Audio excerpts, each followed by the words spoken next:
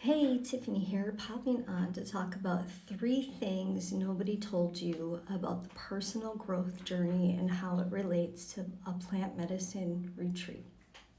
So, number one, it gets messy before it gets better.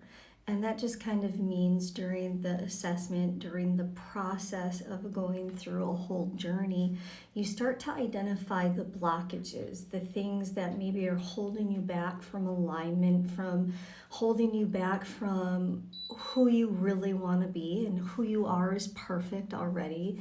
You are not broken, there's nothing wrong with you. We all just have things that maybe hold us back. The blockages, they can be emotional, they can be past experiences, but we want to identify what those blockages are. That helps us set the intention of what you're seeking in a plant medicine journey. And then during the journey, you start to discover what it means to let go. And then after, we really process what happened, if anything happened transformatively, right? So, number 2, your circle gets smaller.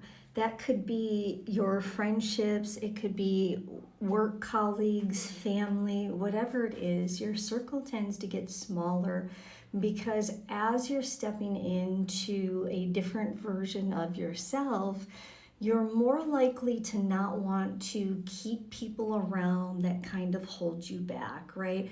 We can all identify the people in our lives maybe that suck our energy versus fill our cup. And so during the personal growth journey, that's something that absolutely happens, is that your circle gets smaller. And that's not a bad thing, that's a good thing. It means you're stepping into the version of yourself that you truly want to be. And the third thing is that you will start to laugh at the things that used to really upset you. So part of this is the work that you do to identify those blockages. Those blockages typically are the triggers that you have, and those triggers are what you respond to in everyday life. So when you identify those triggers, those emotional blockages, the things maybe that you fly off the handle about, and maybe you don't fly off the handle, maybe you shut down, whatever it is, you start to laugh at them. And by laugh at them, I mean you're coming from a place where you can identify them, you're more emotionally regulated. When you're more emotionally regulated because you already know what upsets you, you choose to respond differently. I think something that happens in our interactions day to day with other people is that we often forget that we have a choice when it comes to how we respond. A lot of times we're responding out of maybe our fight, flight, or freeze response and not our rational brains. And so you start to say, I have a choice in how I want to respond to this situation. And because of that, whatever the problem was seems a little bit smaller. And if it's not relationship wise, sometimes, it might just be the circumstances that we're in. We kind of have a chuckle.